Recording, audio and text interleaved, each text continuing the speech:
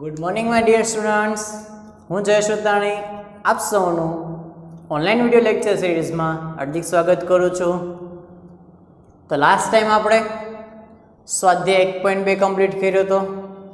Okay, આજથી આપણે સ્વાધ્યાય 1.3 શરૂ કરવા જઈ રહ્યા છીએ. એની પહેલાં આપણે એક સાબિતીનો દાખલો શીખવો છે શરૂ કરતાં પહેલાં. તો કે એક સાબિતી દાખલો બુકમાં નથી આવ્યો પણ આપણે શીખવો છે કે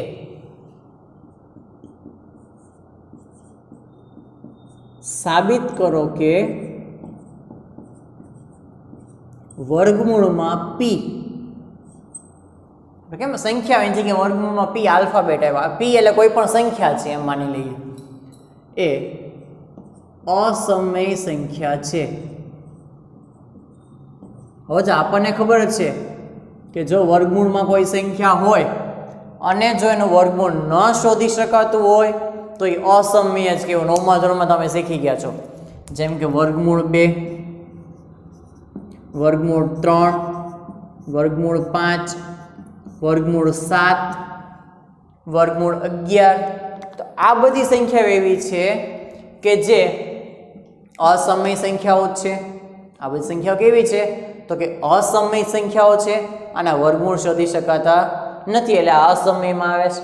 તો બસ પી એટલે આમાં કોઈ સંખ્યા છે એમ માની લેવાય, પણ એની જગ્યાએ પી લખ્યું છે. એટલે આપણે આખો દાખલો પહેલા વ્યવસ્થિત સમજીએ આખો. તો કે આ દાખલો સાબિત કરવા માટે આપણે વિરુદ્ધ ધારશું. એને શું સાબિત કરવાનું કીધું છે કે ધારો કે સાબિત કરો કે આ અસમય છે. તો આપણે ઊંધું ધારશું કે ધારો કે વર્ગમૂળ પી સમય સંખ્યા છે. એને જે કીધું એની કરતાં આપણે વિરુદ્ધ ધારી. ધારો કે અસમય નહીં પરંતુ સમય છે. તેથી વર્ગમૂળમાં પી બરાબર એના છેદમાં બી. આપણે 9મા ધોરણમાં આપણે એવું શીખ્યા હતા કે સમય સંખ્યાને પીના છેદમાં ક્યુ સ્વરૂપમાં દર્શાવાય છે. એને આપણે આ ચેપ્ટરમાં આપણે એના છેદમાં બી સ્વરૂપે દર્શાવશું. એટલે કે આપણે આગળ સૂત્ર શીખ્યા છીએ એ બરાબર બી ક્યુ વત્તા આર. આપણે એ બીનો ઉપયોગ કરીએ છીએ બધે, તો અહીં આપણે એ બીનો જ ઉપયોગ કરશું. આપણે 9મા ધોરણમાં પીક્યુ સ્વરૂપ કહેતા અને સમય સંખ્યા હોય, અત્યારે આપણે એને એના છેદમાં બી સ્વરૂપ કહીએ છીએ. એટલે કે જ્યારે અંશ અને છેદ બનતા હોય તો એ સંખ્યાને સમય સંખ્યા કહેવાય. તો આપણે ઊંધું ધારી લીધું, ધારો કે આ સમય સંખ્યા છે. હવે જો સમય હોય તો સમય સંખ્યાને એના છેદમાં બી સ્વરૂપે દર્શાવી શકાય, અપૂર્ણાંક સ્વરૂપે. અને ખાસ કે જ્યાં આ જે એ બી છે એનો ગુસ્સા 1 છે. આવું શું કામ લખાય છે? કારણ કે એ બંનેના છેદ નહીં ઉડી શકે. એ બંનેના છેદ ઉડતા નથી. છેદ ઉડે જેમ કે 7/5. હવે આના છેદ નથી ઉડતા એટલે આનો ગુસ્સા 1 કહેવાય. એટલે કે છેલ્લામાં છેલ્લું સાદુરૂપ આપેલો સ્ટેપ છે આ. ઓકે, તો સૌથી પહેલા આપણે શું કરશું? ધારીશું લેશું. ધારો કે સમય સંખ્યા છે, તો કે સમય સંખ્યાને એના છેદમાં બી સ્વરૂપમાં દર્શાવી શકાય. અને આ બંનેનો જે ગુસ્સા હોય હંમેશા 1 હોય છે, એટલે કે હવે આના છેદ ઉડશે નહીં. હવે શું કરશો? તો હવે આપણે ક્રોસ ગુણાકાર કરીએ કે બી આગળ ગુણી નાખીએ. વર્ગમૂળ પી ગુણ્યા બી બરાબર એ. હવે સીધું કરીને લખો તો એ બરાબર બી ગુણ્યા વર્ગમૂળમાં પી. એ બરાબર બી ગુણ્યા વર્ગમૂળમાં પી. હવે શું કરશું? તો હવે બંને બાજુ વર્ગ કરશું. આ જે તો આને ખાલી સીધું કરીને લખી નાખ્યું. અહીંયા આ જે છે આને શું કર્યું? તો ફેરવી નાખ્યું. આમ એ અહીંયા લખી નાખ્યું, આ પી અને વર્ગમૂળ બી પાછળ લખ્યું. હવે બંને બાજુ વર્ગ કરશું એટલે કે એ વર્ગ બરાબર આનો વર્ગ કરશો તો ખાલી પી આવશે, આનો વર્ગ કરશો તો બી સ્ક્વેર થશે. શું કર્યું આપણે? આનો વર્ગ કર્યો તો ખાલી પી આવ્યો. બી નો વર્ગ કરશો તો બી સ્ક્વેર થશે. આનો આ સ્ટેપ લખો તોય મને વાંધો નથી. ઘણા એમ કે આ કેમ આવું ફેરવી નાખ્યું સરે? તો જેમ છે એમ રાખો તોય વાંધો નહીં, આમ પણ રાખી જ શકાય. હવે બંને બાજુ શું કર્યું? તો કે બંને બાજુ વર્ગ કર્યા. તો કે આનો વર્ગ એટલે એ સ્ક્વેર, આનો વર્ગ તો કે પી, આનો વર્ગ તો કે બી સ્ક્વેર. એટલે કે જવાબ શું હોય? તો કે એ સ્ક્વેર બરાબર પી બી સ્ક્વેર. એનો મતલબ કે એ સ્ક્વેરને જો આપણે પી વડે ભાગી શકાય એમ કહેવાય.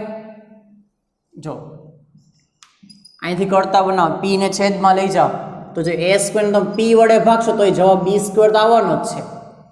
એનો મતલબ કે એ સ્ક્વેર જે છે કોના વડે ભાગી શકાય છે? તો કે પી વડે ભાગી શકાય છે. એટલે અહીંયા વાક્ય એવું લખવાનું, તેથી એ સ્ક્વેર એ પી વડે વિભાજ્ય છે. શું કહેવાય? તો કે પી વડે વિભાજ્ય છે. હવે જો કોઈ સંખ્યાનો વર્ગ યા બીજી કોઈ સંખ્યા વડે વિભાજ્ય હોય ને તો આનું વર્ગમૂળ શું થાય? તો કે એ થાય. તો એ જે છે એ પણ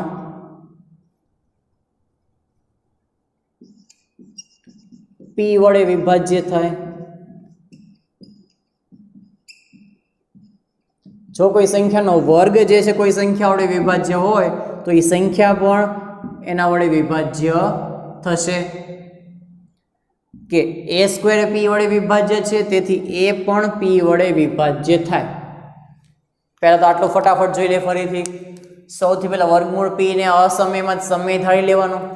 સમય હોય એટલે એના છેદમાં બી સ્વરૂપમાં લખી શકશો, જેનો ગુસ્સા 1 થશે.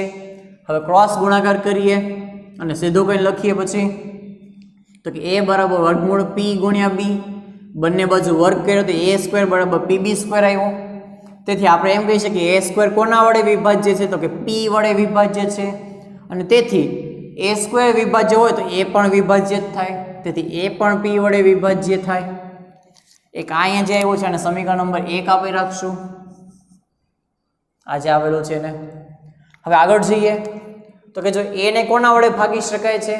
તો કે પી વડે. આપણે ઓલું જ જોઈએ, આ વર્ગમૂળ છે અને પી વડે ભાગી શકાય છે એમ કીધું છે. એ પણ પી વડે વિભાજ્ય થાય. એટલે કે શેષ કેટલી આવશે? તો કે 0 આવશે. તો ઉપર ભાગફળમાં કોઈક સંખ્યા તો આવવાની ને. હવે જો અચળાંક તરીકે એ અને બી તો લઈ લીધા, તો ત્રીજો અચળાંક સી માનીએ. એટલે કે ધારો કે આને સી વડે ભાગવાથી જવાબ 0 આવ્યો છે. તો આપણું સૂત્ર છે ભાજ્ય બરાબર ભાજક ગુણ્યા ભાગફળ વત્તા શેષ. અહીં સૂત્ર શું બનશે? એ બરાબર પી ગુણ્યા સી વત્તા 0, એટલે કે પીસી બનશે. બસ હવે એ જ લખવાનો છે. હવે એવો કોઈ પૂર્ણાંક સી મળે કે જેથી એ બરાબર પીસી થાય, કે જેથી એ બરાબર પીસી થાય. જો આ જ વસ્તુ લખી, એટલે કે આ તમારે યાદ રાખી લો. હવે જો આ બધી વસ્તુ સમજાવવા માટે છે કે કેમ સાબિત કરે. બાકી એક્ઝામ તમને આ બધા વાક્ય પરફેક્ટ યાદ રાખી લેવા છે ક્વેશ્ચન તરીકે આખો. શું? તો કે એ બરાબર પીસી થાય. હવે જે સ્ટેપ અહીંયા કર્યા હતા ને એ પાછા રિપીટ કરો અહીંયા. તો કે આનો વર્ગ કરો. તેથી એ સ્ક્વેર બરાબર પી સ્ક્વેર સી સ્ક્વેર. જો ઉપર આપણે વર્ગમૂળ પી હતો એટલે ખાલી પી આવ્યું, પણ અહીંયા તો પી જ છે, એનો વર્ગ કરશો તો પી સ્ક્વેર થયું. હવે એ સ્ક્વેરની કિંમત મૂકો. જો એ સ્ક્વેરની કિંમત શું છે? તો કે પી બી સ્ક્વેર. સમીકરણ 1 પરથી એટલે અહીંયા શું લખશું? તો કે પી બી સ્ક્વેર બરાબર પી સ્ક્વેર સી સ્ક્વેર. હવે બી સ્ક્વેરને કરતા બનાવો. તેથી બી સ્ક્વેર બરાબર પી સ્ક્વેર સી સ્ક્વેરના છેદમાં પી. એટલે કે એક પી કેન્સલ થશે, બીજું કઈ નહીં બોલતા. પી અને પી કેન્સલ થશે, વચ્ચે અને બોલવાનો, અને ન બોલો તો મિનિંગ કંઈક જુદો જ નીકળશે. એટલે કે બી સ્ક્વેર બરાબર શું વધશે? તો કે એક પી કેન્સલ થશે, એટલે કે વધશે શું? પીસી નો વર્ગ. પી અને પી કેન્સલ થશે, એક એક. ઘણા એમ કે પી પી કેન્સલ થશે. ચાલો આગળ જઈએ. તો કે બી સ્ક્વેર બરાબર શું આવ્યું? તો કે પીસી સ્ક્વેર. તો એક્ઝેક્ટ આના જેવું આવી ગયું. જો આમાં એ છે, એમાં બી છે, આમાં બી છે, એમાં પાછળ સી છે. તો આની ઉપર જેમ બે વાક્ય આવ્યા એમ આની ઉપરથી બે વાક્ય આવશે કે તેથી બી સ્ક્વેર એ પી વડે વિભાજ્ય થાય. આમાં પણ એવું થશે, પી વડે વિભાજ્ય છે. હવે જો બી સ્ક્વેર પી વડે વિભાજ્ય હોય તો એવું બીજું વાક્ય આવું પણ લખશું કે તેથી બી પણ પી વડે વિભાજ્ય થાય. હવે જો પહેલા આપણે એમ કીધું કે એ જે છે એ પી વડે વિભાજ્ય છે. હવે એમ કીધું બી જે છે પી વડે વિભાજ્ય છે. એટલે કે આપણે એમ કહી શકીએ ને કે બેયનો કોમન અવયવ કયો છે, બેયનો કોમન અવયવ કયો છે તો કે p છે, અને કોમન અવયવને આપણે ગણિતની ભાષામાં ગુસ્સા કહીએ છીએ. એ સામાન્ય અવયવને આપણે શું કહીએ છીએ તો કે ગુસ્સા કહીએ છીએ. તો તેથી ગુસ્સા AB કેટલો થઈ જાય, p થાય, કારણ કે બંનેનો કોમન અવયવ કોણ છે, બેયમાં કોમન p આવે છે, a અને b માં. તો a અને b માં p કોમન આવે છે એટલે એનો ગુસ્સા p થશે. પણ તમે ધાર્યું તો શું કે ગુસ્સા AB તો 1 થવો જોઈએ, તો હવે લખશું પરંતુ ગુસ્સા AB બરાબર 1. હવે આ તો બે કેવા એકબીજા કરતા ઓપોઝિટ ભેગા થયા. એક વાક્યમાં આપણે એવું કહીએ છીએ ગુસ્સા p થશે, બીજા વાક્યમાં આપણે એવું કહીએ ગુસ્સા AB તો 1 છે. તો બંને હામાં અમે વિરોધી ભેગા થયા એટલે આપણે વાક્ય લખશું કે જે વિરોધાભાસ દર્શાવે છે. આવું લખવાનું, જે વિરોધાભાસ દર્શાવે છે, એટલે કે આવું કોઈથી થઈ શકે નહીં. એનો મતલબ કે આપણે જે શરૂઆત કરી ખોટી કરી છે, એટલે કે આપણે જે ધાર્યું તે ખોટું ધાર્યું છે, એટલે એ વાક્ય લખવાનું. તેથી આપણી ધારણા ખોટી છે,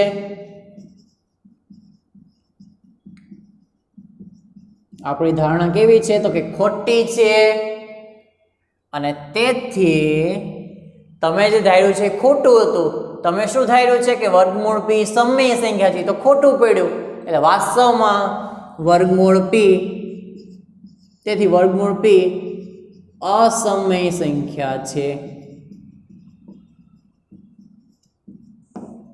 આ દાખલો આખો આ રીતે ગણવાનો છે. એટલે કે પહેલા જે સાબિત કરવું છે એની કરતાં વિરુદ્ધ ધારશું, આવું બધું સ્ટેપ કરશું. એમાંથી તો કે એવું સાબિત કરશું કે એ જે છે p વડે વિભાજ્ય, b પણ p વડે વિભાજ્ય, એટલે ગુસ્સા AB p થાય. પરંતુ નિયમ મુજબ ગુસ્સા AB તો 1 થવો જોઈએ, જે આપણે ખોટું પડ્યું. જે વિરોધાભાસ દર્શાવે એટલે આપણે જે ધારણા હતી, જે ધાર્યું હતું એ ખોટું પડ્યું, અને ખોટું પડ્યું એટલે આપણું વાક્ય ખોટું, તો જે રકમમાં આપ્યું હતું એ સાચું, અને તેથી જેને આપ્યું હતું એ જ વાક્ય સાચું છે. ટૂંકમાં દાખલો સાબિત કેમ કરવાનો છે તો કે પોતે જે ધારીએ છીએ એ જ વસ્તુને ખોટી પાડવાની છે છેલ્લે, કે અમે જે ધાર્યું છે એ ખોટું જ છે, એટલે તમે જે કીધું હતું એ જ સાચું છે. એટલે વર્ગમૂળ p જે છે અસમય સંખ્યા છે, સમય છે નહીં. બાકી આને સાબિત કર બીજી કોઈ રીત છે નહીં. અને આ જ રીતે સાબિત કરી શકાય, પોતાને ખોટું પાડવાનું, પોતે જ ધારીને, અને ખોટા પાડીને પછી એમ કહે કે અમે ધારેલું ખોટું પડે, તમે કીધેલું સાચું. બસ આ એક રીત છે. હવે આમાં મેં p શું કામ લખ્યો તો કે p ની જગ્યાએ કોઈ પણ સંખ્યા આવે, દાખલો બેઠો આમ છાપવાનો છે, એમાં કોઈ ફેરફાર કરવાનો નથી. ફોર એક્ઝામ્પલ, હવે આપણે સ્વાધ્યાયમાંથી એક દાખલો લઈએ. તો ચાલો સ્વાધ્યાયનો પહેલો દાખલો ચેક કરો. તો કે સ્વાધ્યાયનો પહેલો દાખલો શું આપ્યો તો કે વર્ગમૂળ 5 અસમય સંખ્યા છે એવું સાબિત કરો. તો જો આપણે હમણાં 1 મિનિટમાં આખો દાખલો સાબિત કરશું. જ્યાં પણ p દેખાય છે ત્યાં આપણે શું આવશે, આપણે 1.3 નો દાખલા નંબર 1 હવે સાબિત કરો કે વર્ગમૂળ 5 એ અસમય સંખ્યા છે. પહેલા તમે આખો લખી નાખજો વર્ગમૂળ p વાળો, ક્યારેક આ પણ સાબિતી વાળો આખો પૂછાય. હવે હું આમાં ચેન્જીસ કરતો જાઉં છું. તો જો પહેલા શું ધારવાનું, ધારો કે વર્ગમૂળ 5 સમય સંખ્યા છે. તો એ સમય હોય તો શું થાય તો કે વર્ગમૂળ 5 જે છે એને AB ના છેદમાં સ્વરૂપમાં દર્શાવી શકે, એના છેદમાં b, જ્યાં ગુસ્સા AB બરાબર 1. હવે વર્ગમૂળ 5 ની સાથે b ગુણાકારમાં જશે, બરાબર 1. ગુણાકાર નિશાન ન કરો તો ચાલશે, ખાલી આમ લખી શકે વર્ગમૂળ 5b, ગુણાકાર ન કરે ચાલે. તો કે તેથી હવે સીધું કઈ લખવાને તો કે a બરાબર વર્ગમૂળમાં 5b. હવે બંને બાજુ વર્ગ કરશો તો કે a² બરાબર 5b². આવું થઈ ગયું. હવે એની બધું વાક્ય શું બનશે તો કે સમીકરણ 1 આપી દીધી. તેથી a² જે છે કોના વડે વિભાજ્ય છે તો કે 5 વડે. તેથી a² એ 5 વડે વિભાજ્ય છે, તેથી a પણ 5 વડે વિભાજ્ય છે. ઓકે, વિભાજ્ય થાય. હવે એવો કોઈ પૂર્ણાંક c મળે કે જેથી a બરાબર 5c, pc નહીં પણ હવે શું તો કે 5c. હવે પાછો શું કરવાનું તો કે બંને બાજુ વર્ગ કરવાનો. તો જો કે અહીં વર્ગ કરશું તો 5 નો વર્ગ એક કિંમત આવશે. આમાં 5 નો વર્ગ કેટલો થાય તો કે 25 થશે. અહીં 25 આવશે. હવે પહેલા આ જે a સ્ક્વેર છે કિંમત મૂકીએ ઉપરથી તો કે a સ્ક્વેર બરાબર 5b સ્ક્વેર, એટલે કે અહીંયા મૂકી દેશું. તેથી 5b સ્ક્વેર બરાબર 25c સ્ક્વેર. હવે આ 5 ક્યાં જશે તો કે આના છેદમાં જશે. 25 ના છેદમાં 5 અને 25 ભાગ્યા 5 કરશું એટલે પાછા શું આવી જશે તો કે 5 જ આવી જશે. એટલે ફરી શું સાબિત થયું તો કે b સ્ક્વેર જે છે એ 5 વડે વિભાજ્ય છે. તેથી b પણ 5 વડે વિભાજ્ય છે થાય. અને તેથી ગુસ્સા b બરાબર કેટલું થાય તો કે 2 માં કોમન અવયવ 5 છે, પરંતુ ગુસ્સા b બરાબર 1 છે, જે વિરોધાભાસ દર્શાવે છે. તેથી આપણી ધારણા ખોટી છે. શું? તેથી આપણી ધારણા ખોટી છે. તેથી વર્ગમૂળ 5 અસમય સંખ્યા છે. જો પહેલો દાખલો આખો સમજેલો હોય તો હવે કાંઈ કરવાનું નથી. આખો દાખલો મોઢે યાદ રાખી લેવાનો છે. Back to line A to Z. પહેલી લાઈનથી છેલ્લી લાઈન તમારે યાદ જ રાખી લેવાની છે. એ તમે જે ભાષામાં કહેતો યાદ રાખવું, ગોખવું, સમજવું, તમને જે રીતે આવડે સમજીને કરો તો સૌથી બેસ્ટ વસ્તુ છે. બાકી પાકો કરી લો તોય વાંધો નથી, પણ આ દાખલો આપણને આવડવો જોઈએ. બાકી સમજીને કરશો તો વધારે બેનિફિટ થશે. તમને ક્યારેય ભૂલાશે નહીં વસ્તુ. અને શું કામ આ બધું કર્યું તમને રિયલમાં વસ્તુ ખબર હશે. આ સ્ટેપમાંથી આ કેમ બન્યું એનું કારણ સહિત ખબર હશે, સમજીને કર્યું હશે તો જો હવે આ રકમ ખાલી ચેન્જ થયા કરે. આ વખતે બોર્ડની એક્ઝામમાં 2020માં માર્ચ 2020માં આ જ દાખલો પૂછવાનો હતો, પણ એમાં વર્ગમૂળ 7 પૂછ્યું હતું. આ જ દાખલો પૂછે એને સાબિત કરવાનું કીધું હતું કે સાબિત કરો કે વર્ગમૂળમાં 7 એ અસમય સંખ્યા છે. એટલે દાખલો આખો આ જ આવશે. 5 ની બદલે બધે 7 આવશે. અને એક ચેન્જ થાય છે, વર્ગ કરો છો ને જ્યારે તમે તેને 25 ની બદલે એમાં 7 હોય એટલે 49 આવે. અને અહીંયા 49 ભાગ્યા 7 એટલે પાછું 7 થઈ જાય. અને ખાસ અહીંયા એક વસ્તુ રહી ગઈ છે, અહીંયા કાઉન્સ લખવાનું 1 પરથી. શું કામ તો કે તમે a સ્ક્વેરની કિંમત મૂકી ક્યાંથી તો કે 1 માંથી. એટલે ખાસ અહીં લખવાનું 1 પરથી તમે કિંમત મૂકી છે. કાઉન્સ લખી રાખો 1 પરથી શું તો કે 1 પરથી a સ્ક્વેર બરાબર 5c square, sorry 5b square. 1 પરથી એવું લખી નાખવાનું કાઉન્સમાં. ઓકે, તો હવે આવા દાખલા ગમે એવા સોલ્વ કરતા આવડશે. ઓકે, તો આવા 2 દાખલા તમે જાતે જ બનાવવા આપું છું. એક તો 2 તો આપણે ગણાવ્યો વર્ગમૂળ p અને વર્ગમૂળ 5. આ 2 તો તમને ગણાવી દીધા છે. એ સિવાય વર્ગમૂળ 7 અને વર્ગમૂળ 2 આ 2 દાખલા તમારે જાતે બનાવવાના છે. સેમ આ જ બધી વસ્તુ નંબર ચેન્જ કરતા જજો એટલે બીજા 2 દાખલા આખા તૈયાર થઈ જશે. ઓકે, ચાલો ઝડપથી પહેલા દાખલો કમ્પ્લીટ કરો. ઓકે, તો જે મેઇન દાખલો સાબિતીનો હતો એ આપણે કમ્પ્લીટ કર્યો. હવે બધા નોર્મલ દાખલા આવશે, નાના નાના દાખલાઓ બધા સાબિતીના. એક સાબિત દાખલો મોટો ક્યારે થશે કે જ્યારે તમારી પાસે એવી સંખ્યા આપી હોય કે જે અવિભાજ્ય છે. જેમ કે તમને જે તે દાખલો ગણાવ્યો એ આ રીતે પણ પૂછી શકાય. કેટલા દાખલા પૂછાય છે? વર્ગમૂળ 2, વર્ગમૂળ 3, વર્ગમૂળ 5, 7, 11, 13. ઈચ્છા તો ઓડી મોટી સંખ્યા પણ આપી દે 37.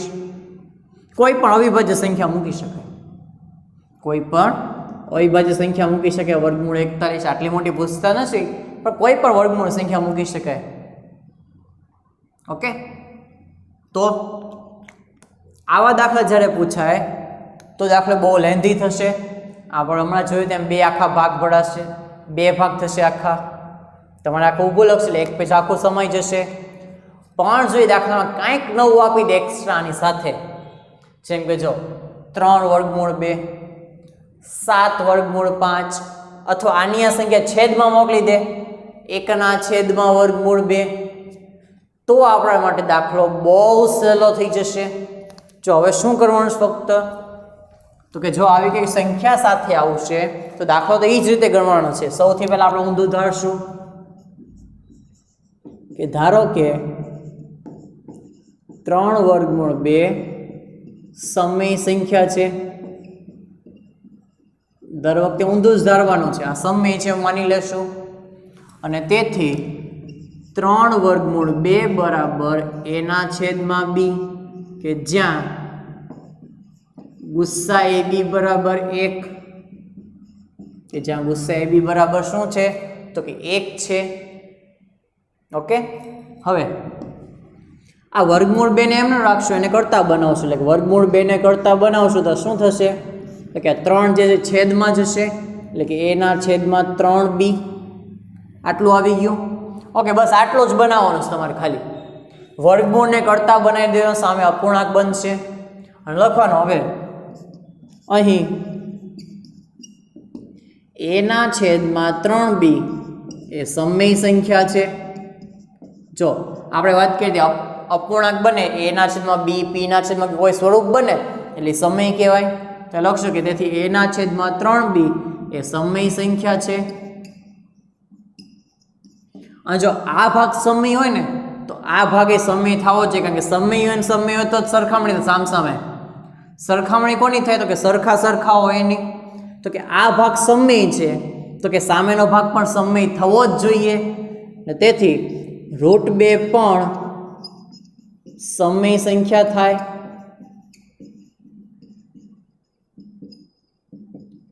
પરંતુ આપણે જાણીએ જ છીએ, આપણે શીખેલા છીએ, પરંતુ વર્ગમૂળ 2 તો કેવી સંખ્યા છે આપણે ખબર છે. આનું વર્ગમૂળ નથી મળતો એટલે કેવી સંખ્યા છે તો કે તો અસમય છે. પરંતુ વર્ગમૂળ 2 અસમય સંખ્યા છે.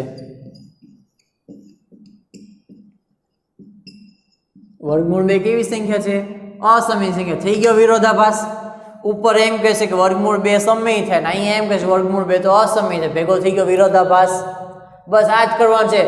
એ હામાં અમે ભેગા થઈ જાય એટલે આપણો દાખલો પૂરો. શું? હામાં અમે ભેગા થઈ જાય એટલે આપણો દાખલો પૂરો થઈ ગયો. જે વિરોધાભાસ દર્શાવે છે. બસ આવો 2 વાક્ય ભેગા કરી દેવાના ગમે નથી વિરોધાભાસ વાળા. એક તો કે એવું કે સમય થાય ને બીજો એમ કે અસમય થાય. અને આની પહેલા દાખલા કે ગુસ્સા આપણે કરતા હતા, એકમાં ગુસ્સા 1 કીધું ને એકમાં ગુસ્સા જે સંખ્યા આપી હોય એટલે વિરોધાભાસ ભેગા કર્યો. અહીંયા આમાં વિરોધાભાસ ભેગો કર્યો કે √2 અહીંયા કીધું સમય થાય છે, બીજા કીધું આપણને ખબર છે તો અસમય જ છે એટલે પાછો વિરોધાભાસ ભેગો થયો. તેથી આપણી ધારણા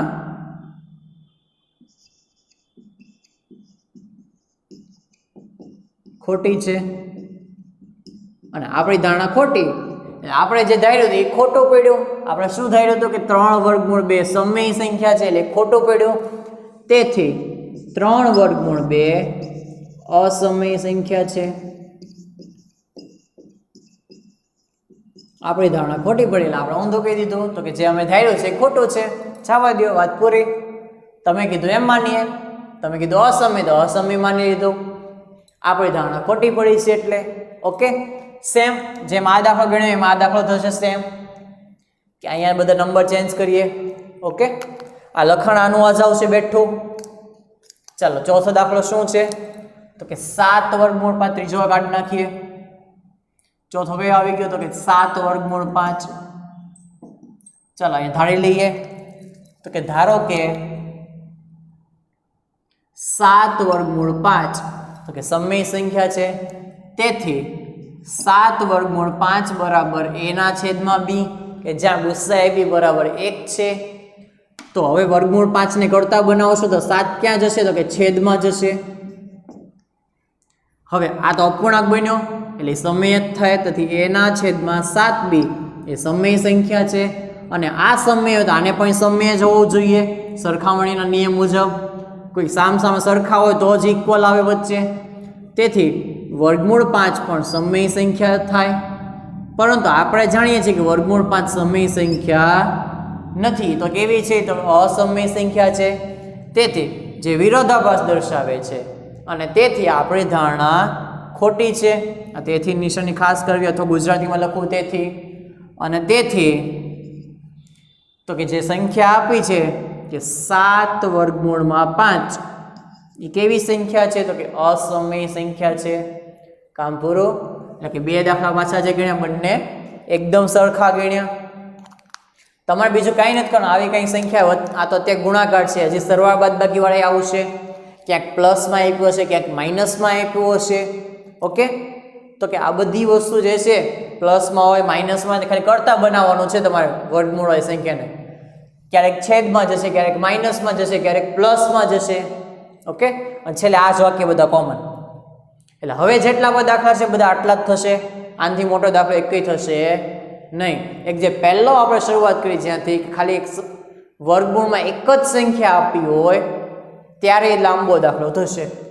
ચાલો નેક્સ્ટ આવી જાય પાંચમા ઉપર. તો આમાં આપણે એવું જ કંઈક કરશું. સૌથી પહેલાં ધારી લેશું કે ધારો કે 1/વર્ગમૂળ એ સમય સંખ્યા છે અને તેથી 1/2 બરાબર a/b આવું કહી શકાય. જ્યાં ગુસ્સા b બરાબર 1. આ તો દર વખતે લખવાનું છે, કમ્પલસરી છે આ વસ્તુ લખવી. હવે કાંઈ નહીં, આપણે કરતા બનાવશું વર્ગમૂળ 2 ને. તો એક કામ કરો, આ બેયને વ્યસ્ત કરી નાખો. શું કરો, બેયને ગલોટિયા ખવડાવી દો. એ થયો ને, આને ગલોટી ખવડાવી દો એટલે ઉપર આવી જાય, આ નીચે આવી જાય. એટલે કે સાદી ભાષામાં કહી દો વ્યસ્ત કરો. તો કે આનો વ્યસ્ત કરશું શું થાય છે, વર્ગમૂળ 2/1 બરાબર b/a. એટલે કે આપણને મળ્યું શું, તેથી વર્ગમૂળ 2 બરાબર b/a. હવે જો a/b હતું, હવે થઈ ગયું b/a. બસ હવે આવા વાક્ય બેઠા. જો આમાં કરતા બનાવ જોડથી કરતા બની ગયું સીધું. હવે અહીં b/a એ સમય સંખ્યા છે.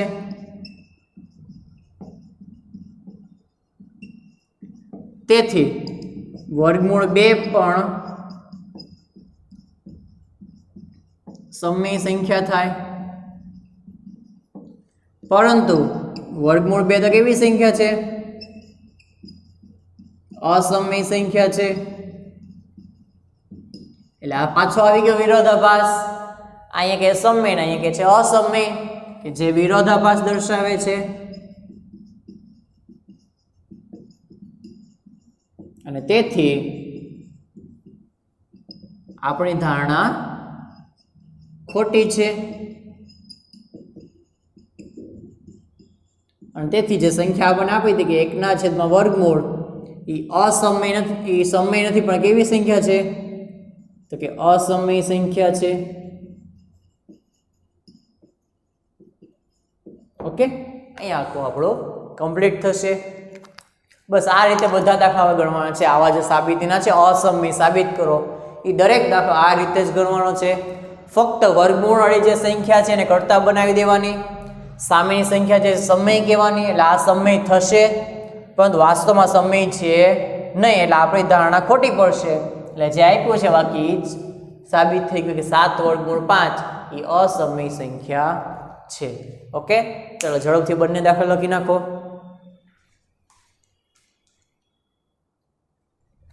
ઓકે, તો આજના લેક્ચરમાં આપણે આટલું રાખશું. આજે કુલ કેટલા દાખલા કમ્પ્લીટ કર્યા તો કે જો 5 દાખલા આપણે અત્યારે ગણ્યા અને 2 તમને મેં મોઢે જાતે ગણવા આપ્યા છે વર્ગમૂળ વાળા તે. ઓકે, વર્ગમૂળ 7 અને બીજું વર્ગમૂળ 2 આપ્યું છે ને. 2 સંખ્યા તમને જાતે આપી છે, વર્ગમૂળ 7 અને વર્ગમૂળ 2. આ બે અસમય છે, તમે જાતે સાબિત કરવાનું છે. ઓકે, તો કુલ કેટલા દાખલા તો કે 7 દાખલા થયા. હવે એમાંથી ખાસ હોમવર્ક લખી નાખો. હોમવર્કમાં જે 5 દાખલા ગણાવ્યા છે એ 2 વાર હોમવર્ક લખી નાખજો. 5 દાખલા જે ગણાવ્યા છે એ 2 વાર, અને જે 2 દાખલા નથી ગણાવ્યા આ બંને દાખલા એક વાર લખવાના છે. પછી છેલ્લા 2 દાખલા છે, બાકીના 2 દાખલા એ બંને એક વાર જે જાતે આપ્યા છે. ઓકે, આ તમારું હોમવર્ક થશે. કુલ હોમવર્ક વધારે કંઈ નથી, કુલ 12 દાખલા થશે. 5 દો 10 ને 2 આ કુલ 12 દાખલા હોમવર્કમાં થશે. ઓકે, હજી આપણે દાખલા પૂરા નથી થયા. હજી આવા થોડાક દાખલા બાકી છે જેમાં સરવાળા બાદબાકી વચ્ચે આવતું હશે, જેમ કે 5 વત્તા વર્ગમૂળ 7, 5 ઓછા વર્ગમૂળ 7. તો આવા બધા દાખલા આપણે નેક્સ્ટ લેક્ચરમાં ગણશું. ઓકે, તો નેક્સ્ટ લેક્ચરમાં મળશું. Good bye.